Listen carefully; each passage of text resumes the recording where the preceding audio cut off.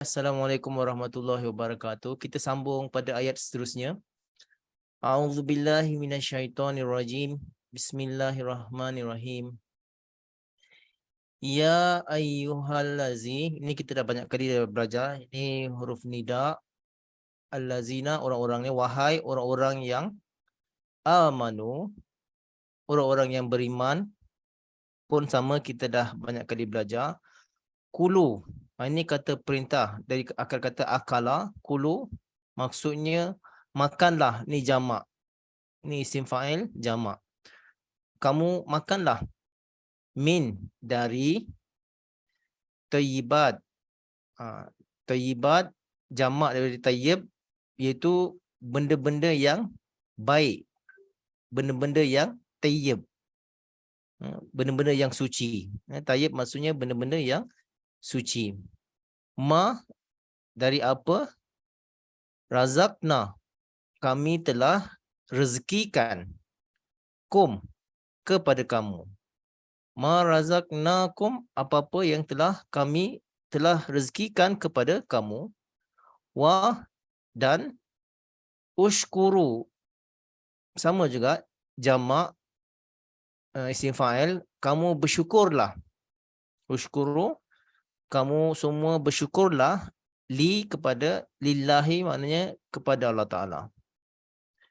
In, jika kuntum, kamu itu, iyahu, iya hanya, kita dah belajar dalam surah Al-Fatihah juga, iyaka, hanya kepada engkau. Sana iyahu, hanya kepadanya. Nya di sini kembali kepada Allah Subhanahu Wa Taala. Iyahu, hanya kepadanya. Ta'budun, kamu menyembah. Daripada abadah, ta'budun, fil mudarik, jamak. Kamu menyembah kepadanya. Jadi terjemahannya yang mudah. Ya ayyuhalladzina amanu kulu min tayyibat. Wahai orang-orang yang beriman, makanlah dari apa-apa yang suci, yang baik. Ma razaqnakum washkuru lillahi. Dari apa-apa yang telah kami rezekikan kepada kamu, dan kamu bersyukurlah kepada Allah Ta'ala. In kuntum iyahu ta'budun. Jika kamu kepadanya, kamu menyembah.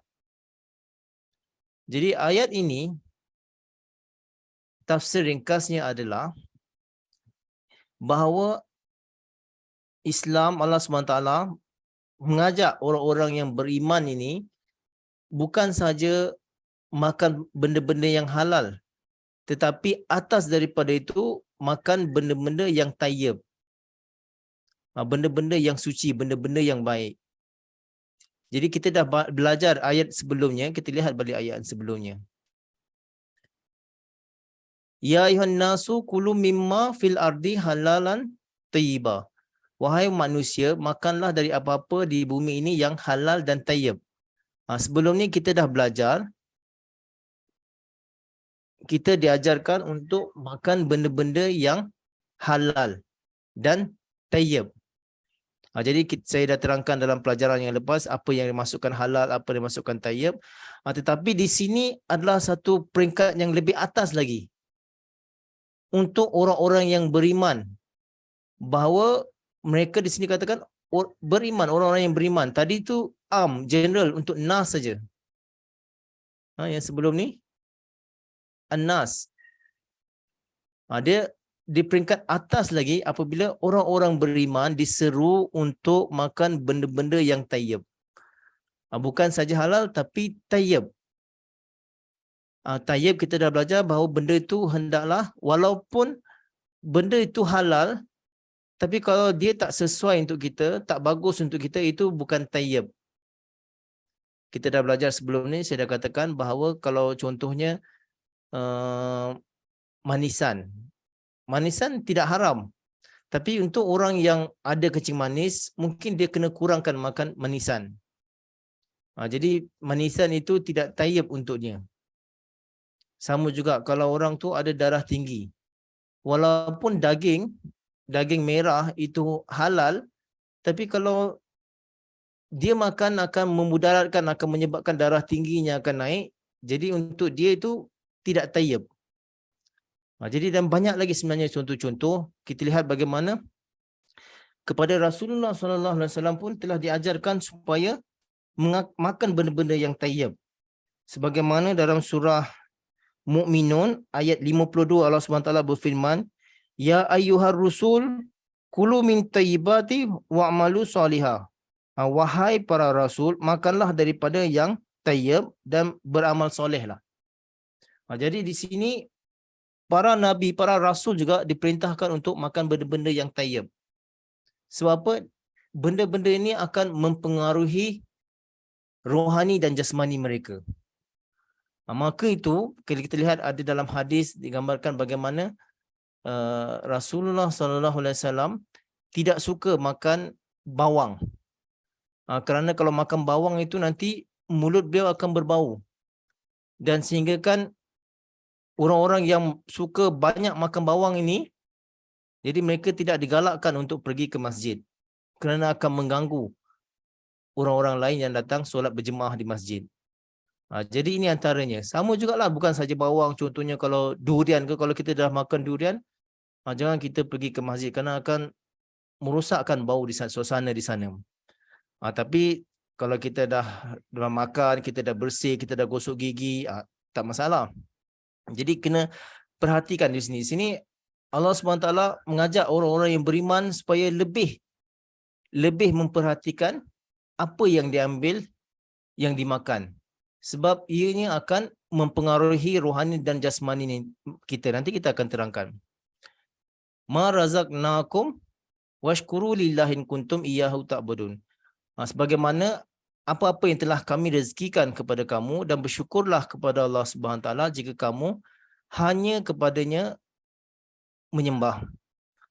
Jadi cara kita bersyukur daripada rezeki yang Allah Taala berikan, iaitu kita lebih banyak berdoa, bersujud ke hadapan Allah Subhanahu Wa Taala. Saya juga ada banyak kali sampaikan bagaimana dikatakan dalam hadis, Hazrat Aisyah radhiyallahu anha bertanyakan kepada Rasulullah, kenapa beliau bersusah payah solat, beribadat siang dan malam, sedangkan Allah Ta'ala dah janjikan bahawa segala dosa-dosanya telah dihapuskan sebelum ataupun selepas. Tapi apa jawab Rasulullah SAW? Wala akuna an abdan syakura, tidak mahukah aku menjadi hamba-Nya yang bersyukur? Hamba yang bersyukur bagaimana? Jadi Rasulullah SAW, cara Rasulullah SAW bersyukur kepada Allah SWT dengan banyakkan beribadat, lebih banyak bersujud ke hadapan Allah Subhanahu Wa Taala. Jadi di sini washkuru lillahi, bersyukur kepada Allah Subhanahu Wa Taala, maknanya kita bersyukur dengan menunjukkan rasa terima kasih, dengan memuji, sembah, mengakui kebesaran Allah Subhanahu Wa Taala. Di sini dikaitkan juga dengan ta'budun, kamu menyembah. Jadi cara bersyukur itu bukan sekadar di lafaz, di mulut saja terima kasih atau alhamdulillah, tapi kita kena zahirkan dalam bentuk pengabdian, pengibadatan. Jadi untuk ke arah itu, kepada semua rasul-rasul diajarkan makan benda-benda yang tayyib, kerana akan mempengaruhi jiwa dan rohani mereka.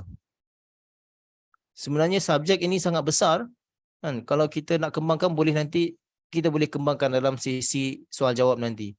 Sebab apa? Kalau benda-benda yang tidak tayyib kita makan bukan sajalah makanan itu saja, makanan jasmani saja, tapi kalau kita makan benda yang haram, contohnya kita pinjam orang duit tapi kita tak nak bayar, dengan niat tak nak bayar, macam merumpak. Jadi dengan cara yang seperti ini akan merosakkan pengibadatan kita, cara ibadat kita, dan kita tak akan mampu beribadat dengan sempurna jika kita ada akhlak yang seperti itu, menipu orang, memakan harta orang, atau kita termasuklah kalau kita makan benda-benda yang tak elok seperti dadah ke atau arak ke, ini semua akan merosakkan kerohanian kita. Nanti kita akan kembangkan insya-Allah taala. Kita akan sambung pada ayat seterusnya. Inna, sesungguhnya, ma apa-apa, harrama, telah diharamkan, ala, ke atas, kum kamu, alaikum, disambungkan, alaikum ke atas kamu, al-maitata. Okay. Mayat. Mayat ini dalam bahasa Arab maksudnya haiwan yang mati tanpa disembelih atau haiwan yang mati kerana benda-benda yang tumpul. Jadi dikatakan mayat ataupun boleh juga dikatakan sebagai bangkai yang mati tanpa disembelih atau kerana kecederaan. Wah dan adam. Adam ini maksudnya darah. Kita pun diharamkan untuk makan darah. Wah dan lahma. Lahmun ini adalah daging. Al-khinzir. Khinzir ini adalah babi. Nanti kita akan terjemah dan tafsirkan. Wa dan ma apa-apa uhilla ni dari ahalla ni fil madi majhul. Maknanya telah dihalalkan bihi dengannya, bi dengan hi-nya, dengannya li bagi ghair selain atau bukan. Ghair kita pun selalu sebut ghair Ahmadi, maksudnya bukan Ahmadi. Ghairillah bukan Allah atau selain daripada Allah Ta'ala. Fa maka man, maka barang siapa isturra kerana terpaksa. Isturra maksudnya kerana terpaksa, bukan kehendaknya tapi kerana terpaksa. Ghaira tanpa, kita dah belajar tadi, ghair maknanya bukan atau tanpa. Baghin, baghin dari akar kata bagaya. Baghin ini adalah isim fa'il. Baghin maksudnya orang-orang yang memberontak atau orang-orang yang melampaui. Itu maksudnya baghin. Ghaira baghin tanpa melampaui, tanpa memberontak atau sengaja untuk melawan. Wah dan la tidak, adin. Adin maksudnya melampaui batas. Jadi la adin tidak melampaui batas, tidak berlebih-lebih. Fa maka la tidaklah, ismun. Ismun maksudnya di sini ismun maksudnya dosa juga, tapi di sini ismun maksudnya adalah balasan atau hukuman sebab daripada apa, sebab dijadikan sebab. Sebab-sebab tadi ni yang makan tadi benda-benda yang haram ini, kalau tanpa disengajakan atau bukan kerana berlebihan, jadi ismun di sini maksudnya tiada hukuman. Ismun di sini maksudnya hukuman. Dan hukuman juga maksudnya, ismun juga maksudnya dosa, dan ismun juga boleh maksud di sini adalah hukuman. Ala ke atas, hi alaihi ke atasnya. Inna sesungguhnya Allah ghafurun maha pengampun, ar-rahim maha penyayang. Jadi terjemahannya yang mudah. Innama harama alaikumul maitata wal damma walahmil khinzir wama uhilla bihi lighairillah. Sesungguhnya telah diharamkan ke atas kamu bangkai dan darah dan daging babi dan apa-apa yang telah disembelih bukan kerana Allah Ta'ala, selain daripada Allah Ta'ala. Bukan disebabkan selain daripada Allah Ta'ala. Ini ada yang disembahkan kepada berhala-berhala. Nanti saya terangkan. Famanistura ghaira baghin wala adin fala isma alahi. Dan barang siapa yang terpaksa tanpa melampaui batas dan tanpa berlebih-lebih, maka tidak ada hukuman ke atas mereka, tidak ada dosa ke atas mereka. Innallaha ghafurur rahim. Sesungguhnya Allah Ta'ala itu maha pengampun, maha penyayang. Jadi dalam ayat ini diterangkan benda-benda yang diharamkan oleh Al-Quran. Allah SWT telah jelaskan dalam Al-Quran benda-benda yang haram. Nanti saya terangkan satu persatu. Kemudian ada juga benda-benda yang dilarang. Dalam hadis kita lihat bagaimana ada juga Rasulullah SAW menyampaikan bahawa ada benda-benda yang dilarang, yang dikatakan mamnu. Selain ini. Jadi ada peringkat-peringkatnya. Jadi ada benda kita dah belajar sebelum ni, halal kita diajarkan untuk makanan yang halal sampailah peringkat ke atas, sampailah kepada peringkat tayyib. Bukan sekadar halal saja, sampai kepada tayyib. Begitu juga benda-benda yang haram, bukan saja yang haram. Jadi turun kepada haram, sampailah kepada peringkat yang makruh. Jadi ada benda-benda dalam hadis pun ada banyak contoh bagaimana Rasulullah SAW pernah melarang makan benda burung yang memburu, yang ada kuku. Contohnya, naha an kulli zi nabin min sibain wa an kulli zi mikhlabin minat tair. Ni Rasulullah SAW melarang memakan benda-benda yang merayap, atau binatang buas yang mempunyai kuku. Ni juga. Kemudian Rasulullah SAW pernah juga melarang naha an luhumil hamrin ansiyah. Maknanya Rasulullah SAW melarang keldai yang mengangkut barangan. Jadi ini ada yang haram dan ada yang mamnu, ada yang dilarang.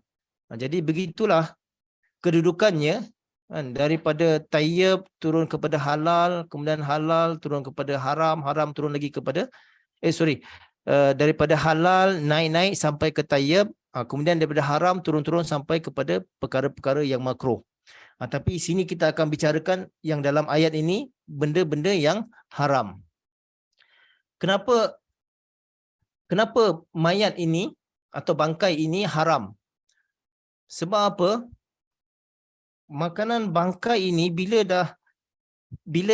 binatang itu, sebagai contoh binatang walaupun dia halal, contohnya macam lembu, tapi kalau dia tidak disembelih, mati disebabkan kemalangan atau terjatuh, jadi bila darahnya tidak mengalir keluar, membeku dalam badan, jadi di situ dengan segera bakteria akan build up, bakteria akan terkumpul di sana, akan cepat merebak di dalam darah. Jadi sebab itu kita dilarang makan bangkai atau binatang-binatang yang tanpa sembelihan. Ini bukan saja Islam melarangnya, malah medical juga telah membuktikan dalam kajian bahawa kalau kita makan bangkai, kita boleh diserang penyakit antaranya cadaverous, alkaloids atau tomanis. Inilah antara penyakit yang para saintis telah buktikan bahawa kalau kita memakan bangkai akan memudaratkan kesihatan kita. Ini saya tak tahulah siapa yang doktor mungkin tahu apa maksud cadaverous, alkaloids, tomanis, putminis ni. Nanti siapa yang doktor kat sini bolehlah terangkan kepada kita. Kemudian wadama. Wadama ini maksudnya darah. Darah pun kita dilarang untuk memakannya. Sebab ada sebahagian kelompok orang yang makan darah. Mereka ambil darah binatang ini, mereka buat manisan dan makan. Tapi kita dilarang makan darah ini. Tak boleh. Walaupun darah itu keluar, mereka dah ubah, dah olah, dah masak, dah campur, jadikan manisan, itu sekalipun tak boleh. Sebab apa? Ini memang kudrat daripada Allah Subhanahu Wa Taala. Selagi darah itu berada dalam badan binatang itu, selagi itu walaupun dia berjalan, keluar masuk jantung, pam darah, mengalir, turun naik, dia tetap bersih. Tetapi sekali sahaja darah itu keluar daripada badan, darah itu boleh diserang oleh macam-macam bakteria. Dan kalau kita makan itu boleh memudaratkan kesihatan kita sebenarnya. Ini pun nanti antara kita kalau ada doktor boleh terangkanlah kenapa kita dilarang makan darah. Atau siapa-siapa saja yang tahu dalam hal ini boleh sampaikan nanti. Dan lahmul khinzir, dan daging babi. Daging babi pun dilarang. Kenapa kita dilarang? Sebab antara sebabnya, babi ini mempunyai sifat yang kotor. Dia ada satu penyakit yang disebabkan babi ini kalau terlampau lapar, dia boleh makan najis dia sendiri pun dia makan. Kemudian sifat babi, kalau dia terlampau lapar, tak ada makanan, anaknya yang kecil tu pun dia boleh makan. Dan babi adalah sejenis binatang yang boleh melakukan hubungan sejenis. Jadi ini yang dilarang. Sebab apa? Kedudukan dia memang sangat kotor. Maka itu dilarang. Kalau kita nak tahu lebih lanjut nanti, dalam buku Filsafat Ajaran Islam, Hazrat Masih Maud alaihi salam telah terangkan kenapa babi itu haram. Itu panjang lebar di sana kita boleh lihat, tapi di sini saya akan cuba sampaikan ringkas. Dalam buku Filsafat Ajaran Islam, Hazrat Masih Maud alaihi salam terangkan bahawa khinzir ini dari segi nama saja dah buruk. Dia adalah gabungan dua perkataan, khins, satu khins, satu ar. Khins ni maksudnya buruk, kotor. Ar ini aku lihat. Jadi khinzir ini aku lihat benda itu kotor. Dia gabungannya jadi khinzir. Dua perkataan sebenarnya gabungan ini. Jadi dari segi perkataan saja memang menunjukkan benda itu buruk, kotor. Kemudian Hazrat Masih Maud terangkan panjang lebar kenapa kita orang-orang Islam dilarang makan babi. Sebab apa? Kerana dia akan mempengaruhi jiwa kita. Amalan yang ada pada babi itu akan mempengaruhi jiwa kita. Sebab itu kita dilarang makan babi. Jadi nanti kalau siapa nak terangkan, siapa yang masih tak puas lagi boleh tanyakan, saya akan terangkan lebih panjang lebar tentang khinzir ini. Kemudian wama dan apa uhilla bihi li ghairillah. Dan apa-apa binatang yang disembelih atas nama selain daripada Allah Ta'ala. Jadi benda-benda yang disembelih atas nama berhala ke atau tempat-tempat pemujaan ke, disembelih atas nama itu selain daripada nama Allah Ta'ala, itu pun diharamkan oleh Allah Subhanahu Wa Ta'ala. Jadi kalau dari segi kita tengok, memang dia disembelih walaupun darah mengalir, tetapi bukan kerana nama Allah Ta'ala, itu pun kita dilarang. Kerana apa? Ini akan mempengaruhi kerohanian kita. Kerana benda-benda ini disembelih selain daripada Allah Ta'ala, kalau kita makan itu seperti seolah-olah kita menyokong perbuatan itu. Dan ini walaupun daging itu baik, tapi dari segi kerohanian dia akan merosakkan kita. Dia akan menyebabkan kita menjadi orang yang tidak peduli, tidak menghormati Allah Subhanahu Wa Ta'ala. Maka itu untuk orang-orang yang beriman, jadi mereka dilarang juga makan benda-benda atau haiwan-haiwan yang disembelih selain daripada nama Allah Ta'ala. Walaupun disembelih tapi bukan nama Allah Ta'ala, itu dilarang, haram bagi kita. Kalau katalah di negara itu ada orang yang bukan Islam sembelih binatang itu pun tidak boleh. Kita tak boleh makan. Kalau kita tahu, kita tak boleh makan haiwan sembelihan seperti itu. Kerana dia disembelih bukan atas nama Allah Subhanahu Wa Ta'ala. Jadi ringkasnya, ada 4 benda yang haram diterangkan di sini. 1, mayat, bangkai. Kemudian darah. 3, daging babi. 4, haiwan-haiwan, apa saja haiwan yang disembelih bukan atas nama Allah Subhanahu Wa Ta'ala. Kemudian disambung, famanis tura ghaira baghin, barang siapa yang terpaksa bukan kerana ingin melawan dan bukan wala adin dan bukan juga kerana melampaui batas, fala isma alaihi, tidak ada hukuman ke atas mereka. Jadi ini keadaan darurat. Ini digambarkan di mana kalau keadaan darurat, kalau demi untuk menyelamatkan nyawa, kalau kita dah tak punya apa-apa, kalau kita dah kelaparan, sebagai contoh, ini contoh, kalau kita katalah kita di dalam hutan, kita tak ada makanan, kita tak dapat makanan, tiba-tiba ada babi lalu depan kita, jadi kita buru babi itu, kita bunuh dan kita makan. Tapi makan bukanlah sampai kita kenyang. Sebab tu disebutkan sini, ghaira baghin wala adin, bukanlah kerana disebabkan kita nak bermewah-mewah atau kita nak melampaui batas. Bukan, tapi demi untuk menyelamatkan nyawa, itu dibolehkan dan tidak ada hukuman ke atasnya. Jadi bukan saja kepada makanan, Sebagai contoh, kalau dari segi perubatan pun, kalau katalah wanita yang hamil, dia nak melahirkan anak, sebaiknya doktor yang merawatnya, yang melayannya itu adalah doktor wanita. Tapi kalau katalah di hospital itu, waktu keadaan itu, dia tidak ada doktor wanita, yang ada bidan lelaki, doktor lelaki yang akan menyambut kelahirannya itu. Jadi kalau terpaksa, boleh kita gunakan khidmat doktor lelaki. Ini yang dimasukkan di sini. Tapi selagi mampu, kita berusaha untuk dapatkan benda-benda yang halal, yang baik, yang betul.